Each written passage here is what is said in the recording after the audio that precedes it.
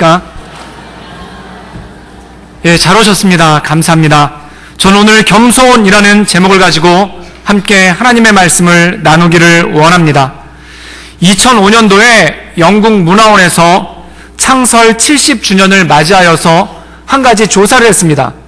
영어를 모국어로 쓰지 않는 나라 102개국의 젊은이들 4만 명에게 가장 아름다운 영어 단어를 꼽아보라 라고 얘기했습니다. 그래서 가장 아름다운 영어 단어 1위부터 70위까지 70개를 꼽았는데, 이 설문조사에서 가장 아름다운 영어 단어로 뽑힌 1위는 무엇인고 하니 어머니를 뜻하는 mother라는 말이 1위로 꼽혔습니다. 그러면 2위는 무엇이겠습니까? 예, 아버지가 뽑혔으면 얼마나 좋겠습니까? 네, 아버지는 뽑히지 못하고 패션, 열정이라는 단어가 뽑혔습니다. 그럼 3위도 아버지가 뽑혔으면 얼마나 좋았겠습니까? 아버지는 들지 못하고 스마일, 웃음, 그리고 4위는 러브, 사랑이라는 말이 꼽혔습니다. 그럼 아버지는 어디쯤에 있는가? 70위가 막대 사탕을 뜻하는 롤리폴리였는데 그 안에도 들지 못했습니다. 그래서 그 조사 결과에 따르면은 아버지가 막대 사탕도 못한 그러한 참담한 일이 오고야 말았죠. 그래서 제가 그 조사 결과를 본 다음에 아버지의 한 사람으로서 회개하고 자복하는 마음으로 좀 더 열심히 살아서 다음번에는 막대 사탕 정도는 이겨야 되겠다라는 그러한 마음을 가졌습니다. 근데 전 세계 사람들이 이 어머니라는 단어를 가장 아름다운 단어로 꼽았습니다.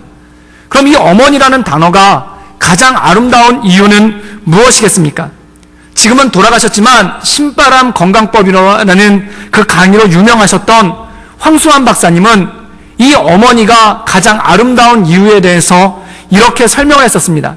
이 황수환 박사님은 1945년도생인데 고향이 히로시마입니다. 히로시마에서 원자폭탄이 터진 다음에 태어났는데, 이 히로시마에서 원자폭탄이 터졌을 때 그분이 엄마 뱃속에서 9개월째였다고 합니다. 그래서 가족들이 아버지랑 어머니랑 그리고 누나 둘이 있었는데, 4살, 6살 된 누나들이 있었는데 함께 가족들이 모여서 식사를 하고 있는데 아침에 원자폭탄이 터진 거예요. 그러니까 아버지가 재빨리 그 몸을 피해서 숨었다고 합니다. 근데 아버지가 숨고 나서 생각해보니까 두 딸이랑 아내를 그냥 냅둔 거예요. 그래서 슬그머니 고개를 들고 봤더니 그 불타오르는 가운데 이 어머니가 그 만삭의 몸을 이끌고 두 딸을 양팔로 품고 그렇게 보호하고 있다는 것입니다. 그래서 아버지가 그걸 보고 크게 회개를 한 다음에 다시는 이러지 말아야지 라고 생각을 했는데, 한국으로 돌아오신 다음에 5년 후에 6.25 전쟁이 터졌어요. 그래서 그때 황수환 박사님이 5살이고 그리고 피난길에 오르게 되었는데, 아버지가 제일 앞에서 짐을 지고 가고 어머니가 뒤에서 황수환 박사님과 작은 누나 손을 잡고 가고, 그리고 큰 누나가 제일 뒤에 따랐는데 이 피난 행렬에 갑자기 폭탄이 터졌더라는 것입니다. 그랬더니 황수환 박사님 아버님이 그때도 역시 잽싸게 재빨리 피하시고 나서 속으로 아차 싶었대요. 그래서 고개를 들고 보니까 그 폭탄이 터지는 난리 가운데 이 어머니가 새 아이들을 품에 품고 이 폭탄으로부터 아이들을 보호하고 있는 모습을 보면서 이 아버님 마음에 이런 생각이 들었다는 겁니다. 전쟁 중에 자식을 버리는 아버지는 있어도 전쟁 중에 자식을 버리는 어머니는 없구나, 이런 마음을 가졌다는 겁니다. 그래서 황수환 박사님이 그 이야기를 하시면서 어머니에 대한 이야기를 하나 더 하셨는데, 이 황수환 박사님이 어렸을 때 홍역에 걸려서 다 죽게 되었다고 합니다. 그래서 가족들이 회생이 불가능하다고 장례 준비를 하고 있었고, 그리고 마지막 밤을 넘기지 못할 걸로 예상이 돼서 가족들이 다 밖에 모여 있었다고 그래요.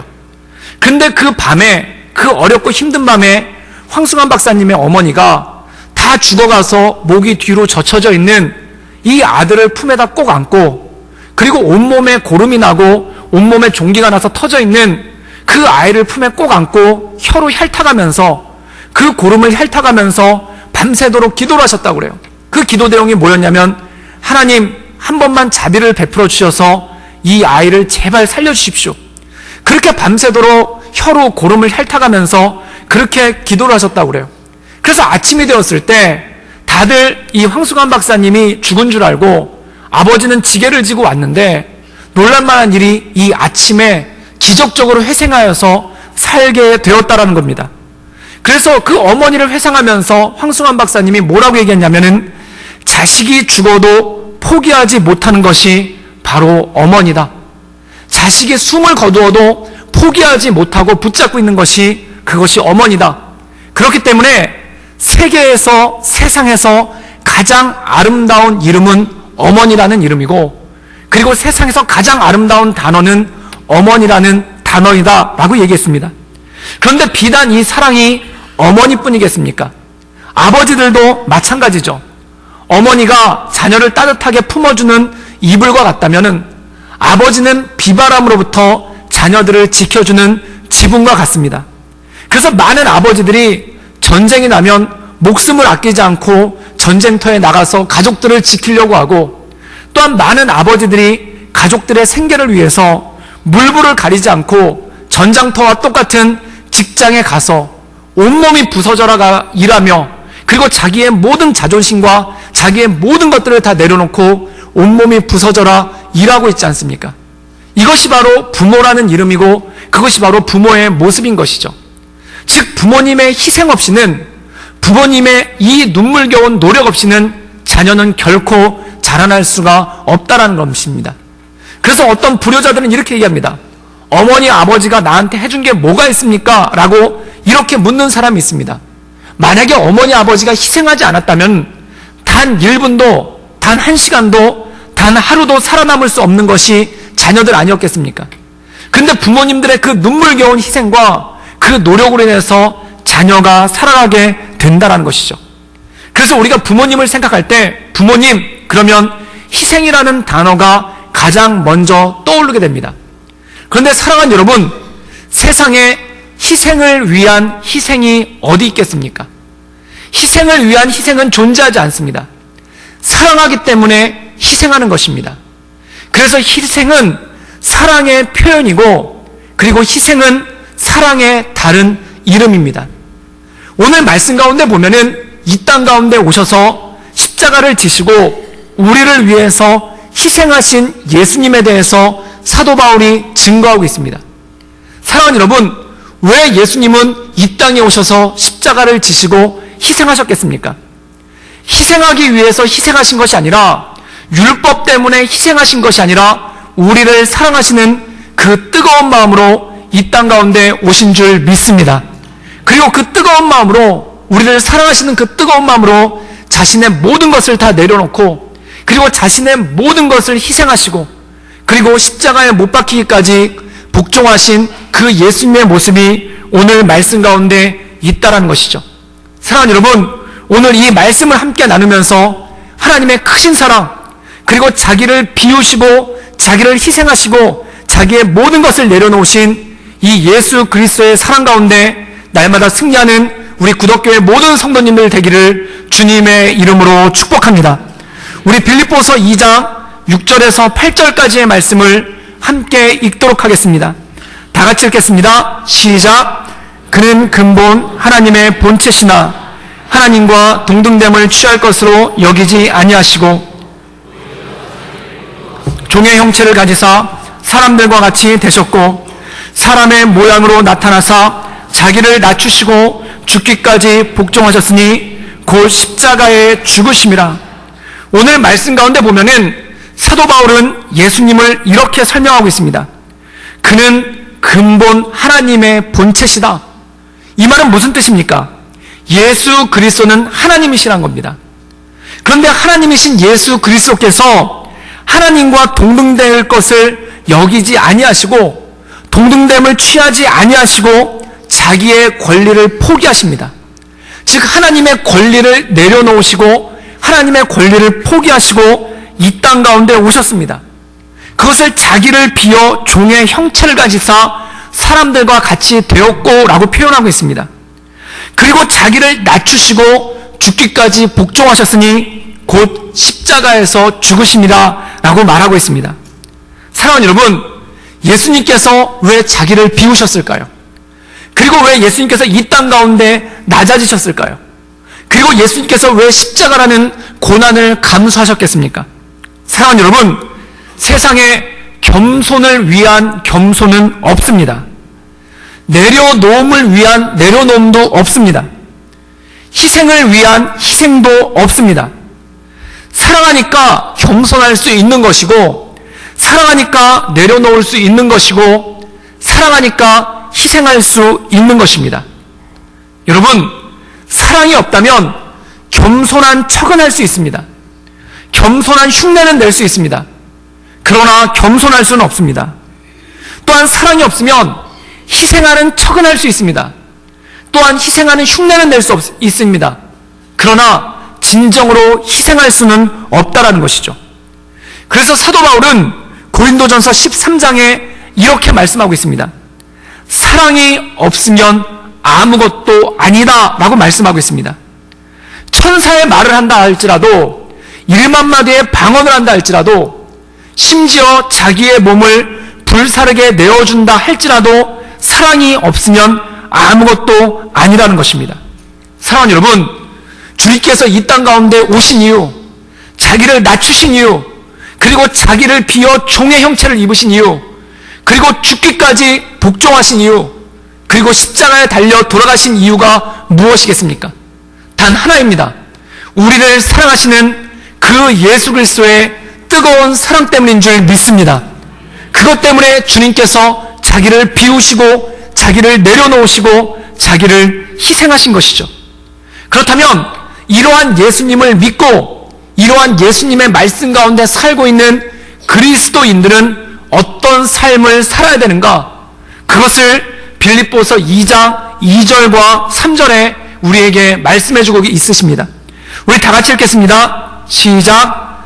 마음을 같이하여 같은 사랑을 가지고 뜻을 합하여 한 마음을 품어 아무 일에든지 다툼이나 허용으로 하지 말고 오직 겸손한 마음으로 각각 자기보다 남을 낮게 여기고, 오늘 말씀해 보면은 너희가 그리스도의 사랑을 경험했다면, 그리고 너희가 그리스도 안에서 말씀의 은혜를 받았다면, 그리고 너희가 예수 그리스도를 믿고 있다면 이렇게 하라는 것입니다. 첫 번째, 마음을 같이 하라는 것입니다. 이 마음을 같이 한다는 건 무엇일까요? 사랑을 가지고 한 마음을 품으라. 그리고 이렇게 말씀하시고 있습니다. 아무 일에든지 다툼이나 허용으로 하지 말아라 라고 말씀합니다. 그리고 겸손한 마음으로 각각 자기보다 남을 낮게 여기라 라고 말씀하고 있습니다. 여기서 눈에 띄는 문장이 있습니다. 아무 일에든지 다툼이나 허용으로 하지 말라는 것입니다. 여기서 아무 일은 무엇일까요? 교회에서 사역을 하거나 또는 교회에서 봉사를 하거나 또한 어떤 섬기는 일을 할 때 다툼이나 허용으로 하지 말라는 것입니다. 그럼 허용은 무엇일까요? 국어사전에는 이렇게 나와 있습니다. 자신에게 어울리지 않게 겉만 화려하게 꾸미는 것. 즉 우리가 교회에서 봉사할 때, 교회에서 섬길 때, 그리고 어떤 사역을 감당할 때 자신에게 어울리지 않게 겉만 화려하게 꾸미는 것을 하지 말라는 것입니다. 제가 이 말씀을 묵상하다가 한 가지 떠오르는 장면이 있었습니다. 제가 교회를 다니면서 중학교 2학년 때 한 가지 놀라운 사실을 깨달았어요. 그게 뭐냐면, 교회에서 사람들 눈에 띄려면, 그리고 교회에서 사람들한테 인정받으려면은 음악을 잘해야 된다는 것이었습니다. 음악을 잘하면 새신자가 아니에요. 교회에 온 지 얼마 안 됐는데 굉장히 귀하게 쓰임을 받아요. 그때 비슷한 시기에 저희 교회에 왔던 친구가 있었는데 그 친구는 피아노를 아주 잘 칩니다. 근데 교회가 별로 규모가 크지가 않았어요. 근데 이 친구가 온 지 얼마 되지 않아서 주일 예배 반주자가 되어 있는 겁니다. 그 다음부터 집사님, 권사님들한테 많은 인정을 받고, 그리고 목사님에게도 사랑의 눈빛을 받고, 그리고 인정받는 그러한 교회 사역자가 되어 있는 거예요. 제가 그걸 보고 깨달았습니다. 음악을 잘해야 인정받는구나. 그래서 그때 제가 중학교 2학년 때 음악계에 입문하기로 했습니다. 그래서 피아노를 배우기는 늦은 것 같아서 기타를 배웠죠. 그래서 기타를 열심히 쳤습니다. 근데 청소년 시기에 기타를 배우신 분들은 알겠지만 이 기본적인 거 도레미파솔라시도도 배우기 전에 가장 먼저 연습을 하는 게 뭐냐면은 사랑의 로망스라는 곡이 있습니다. 줄 하나로 연주를 하는 곡인데 굉장히 멋져요. 그걸 한 달 동안 손가락에 굳은 살이 박이게끔 피가 나게끔 연습을 했어요. 이유는 뭐냐면 한 달 뒤에 중고등부 수련회를 가는데 그때 캠프파이어가 끝나고 그 장기자랑 시간이 있어요. 그때 하려고 손가락에 피가 나게 한 달 동안 연습을 한 거예요. 그리고 수련회 날이 되었습니다. 캠프파이어가 끝났어요. 그리고 장기자랑을 하는데 제가 그걸 연주를 했습니다. 그랬더니 놀라운 일이 벌어졌습니다. 비슷한 시기에 저와 같이 기타를 배웠던 친구가 있었는데 그 친구가 제가 연주하는 걸 유심히 첫 번째 한번 보더니 두 번째 연주할 땐 똑같이 치는 거예요. 그리고 세 번째 칠 때는 더 신기하게 치는 겁니다. 더 잘 치는 거예요. 그래서 제가 그걸 보고 기타로는 뜨기가 글렀구나 싶어서 기타를 포기했습니다. 그 다음에 무엇에 도전했냐면은 노래에 도전을 한 거예요. 그래서 성가대에 들어갔어요. 그때는 제가 지금은 목소리가 좀 탁해졌지만 그 당시에는 아름다운 미성이었습니다. 그리고 음이 높이 잘 올라갔어요. 그래서 테너를 지원해서 들어갔죠. 그리고 몇 주가 지났는데 성가대를 지휘하신 선생님이 저를 부르시더니 베이스로 내려가라는 거예요. 그러면서 뭐라고 말씀하시냐면은 크게 부르지 말고 최선을 다해서 부르지 말고 입만 뻐끔거려도 좋으니까 서 있는데 의미를 두고 부르라는 겁니다. 그때까지 저는 제가 노래를 잘 못하는지 몰랐어요. 그냥 그러고 지냈는데 고등학교 2학년 때 저희 주일학교 공과반을 인도해 주시는 선생님이 아프리카 선교사로 갔습니다. 그때 저희 반 친구들이 선생님께 선물로 찬양을 녹음을 해가지고 테이프에 녹음을 해서 보내드렸죠. 그때 저도 두 곡을 기타를 치면서 불러서 보내드렸는데 그 선교사님이 아프리카에서 저한테 편지를 보냈어요. 근데 그 편지 내용이 뭐였냐면은 슬프고 우울하고 울적할 때 제 노래를 반복해서 들으면은 막 웃음이 나온다는 거예요. 그리고 그 지치고 힘들고 어려워하시는 친구 선교사님들께 제 노래를 들려주면은 그분들이 너무너무 좋아하면서 저를 만나고 싶어 한다는 겁니다. 그러면서 뭐라고 하냐면은 얘는 자존감이 정말 높은 애 같다고. 저는 이해를 못했습니다. 왜 찬양을 불렀는데 제가 자존감이 좋은 애가 돼 있는지 몰랐어요. 나중에 그 선교사님이 돌아오셔서 그 테이프를 들려주셨는데 제가 당분간 그 선교사님 얼굴을 보지를 못했습니다. 너무 부끄러워서. 이거는 불렀는데 음이 올라가지도 않고 내려가지도 않고 혼자 타령을 하고 있는 거예요. 목소리만 엄청나게 크게. 그래서 제가 그때 깨달았습니다. 음악 쪽은 아니구나. 그래서 무엇에 도전했냐면 연기에 도전을 했어요. 중고등부 문학의 밤이 있는데 항상 문학의 밤 때 저는 의자만 날랐습니다. 그런데 한 번은 용기를 내어서 선생님께 말씀드렸죠. 연극을 하고 싶습니다 라고 얘기를 했더니 선생님이 고심을 하시다가 뭘 시켜줬냐면은 로마 병정 2를 시켜줬어요. 로마 병정 1은 십자가를 똑바로 지란 말이야 라는 대사가 있습니다. 근데 로마 병정 2는 그냥 채찍으로 예수님을 때리기만 하면 되는 거예요.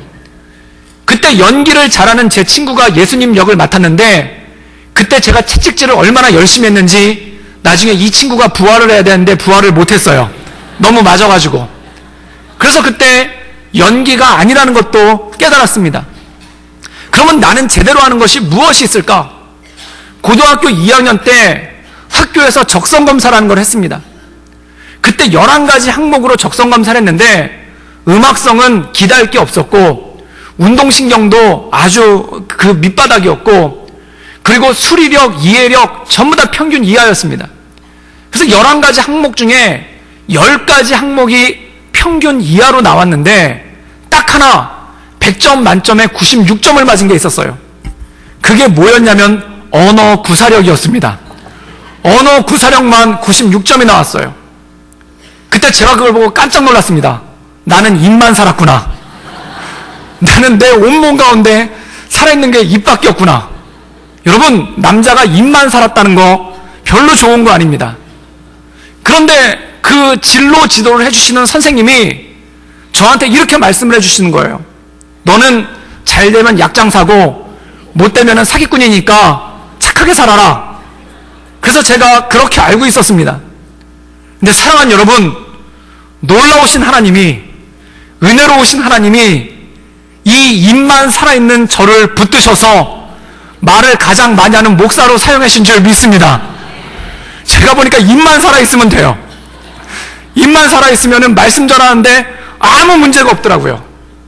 사랑하는 여러분, 하나님 앞에서는 아무것도 버릴 것이 없는 줄 믿습니다. 모든 사람에게 하나님께서 은사를 주셨어요. 그리고 모든 사람에게 하나님께서 능력을 주셨어요. 그리고 그걸 통해서 주님을 증거하고, 그걸 통해서 주님의 사역을 감당하고, 그걸 통해서 하나님을 증거하도록 모든 사람을 불러주셨다는 것입니다. 그런데 오늘 말씀 가운데 나오는 허영은 무엇인가? 허영이란 자기에 대해서 자신이 없을 때, 자기에 대해서 확신이 없을 때 남들의 인정을 받아보려고 다른 사람을 무작정 따라하는 것이 바로 허영이라는 것입니다. 여러분, 허영은 언제 오냐면은 나에 대해서 확신이 없는 거예요. 그리고 나에게 어떤 좋은 점이 있는 줄 모르는 거예요. 그런데 사람들한테 인정은 받고 싶어요. 그래서 다른 사람이 해서 보기에 좋아 보이는 것을 무조건 따라하려고 애쓰는 것, 이것이 바로 허영이라는 것입니다. 그럼 허영은 어떤 사람에게 오는가? 하나님의 말씀 가운데 온전히 서지 못할 때 그것이 온다라는 겁니다.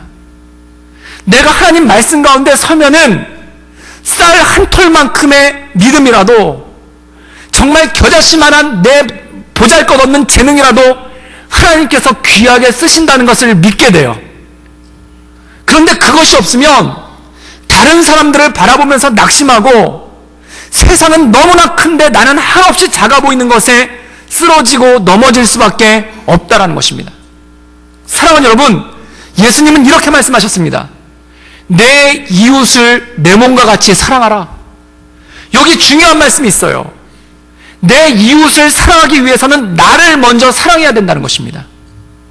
나를 온전히 사랑할 수 있을 때 다른 사람을 사랑할 수 있는 능력이 생긴다는 거예요. 어떤 사람들은 다른 사람을 사랑하지 못해요. 다른 사람을 사랑하지 못하는 진짜 이유는 나를 사랑하지 못하기 때문에 그렇다는 것입니다. 사도 바울은 이렇게 얘기합니다. 너희가 하나님의 은혜를 경험했거든 아무 것을 하든지 어떤 것을 하든지 다툼이나 허영으로 하지 말고 겸손함으로 다른 사람을 낮게 여기라 라고 말씀하고 있습니다. 자기를 사랑하지 않는 사람은 겸손할 수가 없습니다. 자기를 사랑하지 않는 사람은 겸손한 게 아니라 열등감에 빠져버려요. 그리고 자기를 사랑하지 않는 사람은 다른 사람을 낮게 여길 수도 없습니다. 왜냐하면 다른 사람을 낮게 여기는 게 아니라 질투에 빠져버리고 마는 거예요. 사랑하는 여러분, 온전한 겸손과 다른 사람을 낮게 여기기 위해서는 내가 주님의 큰 사랑 가운데 머물러야 되는 것입니다. 그리고 그 사랑을 받을 때, 그리고 그 사랑 가운데 거할 때, 그리고 나를 붙잡아 주시고 인도하시는 그 하나님의 은혜 가운데 거할 때 진정으로 겸손할 수 있고 다른 사람을 나보다 낮게 여길 수 있는 능력이 나오기 시작한다는 것입니다. 사랑하는 여러분, 그리스도의 사랑 가운데 진정한 겸손이 여러분 삶 가운데 있을 수 있기를 주님의 이름으로 축복합니다. 열등감이 아닌 겸손입니다. 그리고 질투가 아닌 다른 사람을 나보다 낮게 여기는 능력입니다. 그럼 이것을 하기 위해서는 어떻게 해야 되는가? 사도 바울은 우리에게 이렇게 말씀하고 있습니다. 너희는 이 마음을 품으라. 그리스도 예수의 마음이니, 즉 이 땅 가운데 오신 우리를 사랑하신 그 예수 그리스도의 마음을 알고 이해하고 그 마음을 품을 때 우리 안에 온전한 겸손과 다른 사람을 낮게 여길 수 있는 능력이 나오는 줄 믿습니다. 그리고 나에 대해서 확신이 있는 거예요. 부끄럽지 않는 확신이 있는 거예요. 손톱만한 쌀 한 톨만한 나의 모습일지라 하더라도 주님께서 귀하게 쓰신다는 것입니다. 저는 여기 계신 우리 구덕교회 모든 성도님들 어떠한 재능이 있던, 어떤 은사가 있던, 눈에 보이는 은사든 눈에 보이지 않는 은사든 하나님이 귀하게 사용하실 줄 믿습니다. 그게 바로 하나님의 말씀이라는 거예요. 저는 어렸을 때 가장 즐거운 날 중에 하나가 소풍 가는 날이었습니다. 소풍 가는 날이면 마음이 설레서 일찍 깨게 되죠. 일찍 일어나서 보면은 부엌에 불이 켜져 있어요. 그래서 가보면은 어머니가 평소보다 일찍 일어나서 소풍 가는 저를 위해서 김밥을 말고 계십니다. 그 모습이 기억에 나요. 그럼 그 옆에 앉아서 졸린 눈을 비비면서 어머니가 말고 계신 김밥을 하나씩 집어먹던 그러한 기억이 납니다. 그리고 세월이 흘렀어요. 세월이 흘러 제가 결혼을 하고 저희 큰아이가 유치원에서 소풍을 간답니다. 그래서 아침에 일찍 일어나 보니까 부엌에 불이 켜져 있는 거예요. 그리고 부엌에 들어가 봤더니 저희 아내가 소풍을 가는 저희 딸을 위해서 김밥을 말고 있는 거예요. 그 옆에 앉아서 졸린 눈을 비비면서 김밥을 하나씩 집어먹었습니다. 그 순간 저희 아내가 엄마처럼 보였어요. 사랑하는 여러분, 김밥이 요즘에야 아무것도 아닌 음식이지만 저 어렸을 때 김밥은 1년에 딱 2번 먹는 거예요. 소풍 갈 때 먹는 굉장히 귀한 음식이에요. 그리고 손이 많이 가서 아침에 일찍 일어나서 준비해야지만 만들 수 있는 게 김밥 아닙니까? 그래서 김밥을 보면은 엄마가 생각나요. 소풍 가는 날 일찍 일어나서 수고를 아끼지 않으면서 그 김밥을 싸주셨던 어머니가 생각나요. 그래서 지금도 김밥을 먹을 때면은 마음이 따뜻해집니다. 왜일까요? 엄마가 생각나기 때문에 그래요. 그 손수 싸주셨던 그 김밥에 대한 기억이 있기 때문에 마음이 따뜻해지는 거예요. 사랑하는 여러분, 십자가가 그렇습니다. 그 십자가를 묵상할 때, 그 십자가를 바라볼 때, 그리고 그 십자가를 생각할 때 나를 사랑하셔서 자기의 모든 것을 버리시고 자기의 모든 것을 내어놓으시고 자기의 모든 것을 비우시고 이 땅 가운데 오셔서 죽기까지 복종하시고 십자가를 지신 그 주님이 생각나는 거예요. 그래서 십자가를 생각하면 마음이 따뜻해져요. 그리고 십자가를 생각하면 그 마음에 응어리졌던 것, 마음에 섭섭해졌던 것, 마음에 낙심이 들었던 것, 그리고 마음에 힘들었던 것이 다 눈 녹듯이 사라집니다. 그리고 한마디 말만 할 수 있습니다. 주님, 감사합니다. 주님, 나를 사랑해 주셔서 감사합니다. 나를 사랑해 주셔서 이 땅에 오시고 나를 사랑해 주셔서 십자가를 져주셔서 감사합니다. 그 감사함 하나만 남고 마음이 따뜻해지는 거예요. 그 예수 그리스도의 마음을 품을 때 우리는 어떤 일을 하든지 무슨 일을 하든지 다툼과 허영으로 하는 것이 아니라 겸손함을 입고 다른 사람을 나보다 낮게 여길 수 있는 그 믿음의 자리까지 나갈 수 있는 것입니다. 사랑하는 구독교회 성도 여러분, 그리스도 예수, 그 그리스도의 예수의 마음을 품을 수 있기를 주님의 이름으로 축복합니다. 그 그리스도 예수의 마음을 품을 때 우리의 마음이 따뜻해지고 우리 마음 가운데 응어리졌던 그 모든 것들이 사라지고 진정한 겸손의 길로, 그리고 다른 사람을 인정해서 나보다 낮게 여길 수 있는 그 믿음의 길로 나갈 수 있는 능력이 우리 가운데 주어지는 것입니다. 사랑하는 여러분, 이 능력이, 이 믿음이, 이 말씀이, 그리고 이 그리스도의 사랑이 여러분 인생 가운데 날마다 충만하기를 주님의 이름으로 축복합니다. 기도하시겠습니다. 사랑이 많으신 주님, 우리 안에 이 마음을 품게 하여 주시옵소서. 그리스도 예수의 마음을 품게 하여 주시옵소서. 그 그리스도의 예수의 마음으로 말미암아 아무 것에든지 다툼과 허영으로 하지 않고 겸손함으로 다른 사람을 나보다 낮게 여기는 그 믿음의 자리까지 나갈 수 있도록 주님 붙잡아 주시고 주님 인도하여 주시옵소서. 주님께 모든 걸 의탁드리오며 예수님의 이름으로 감사하며 기도드렸사옵나이다. 아멘.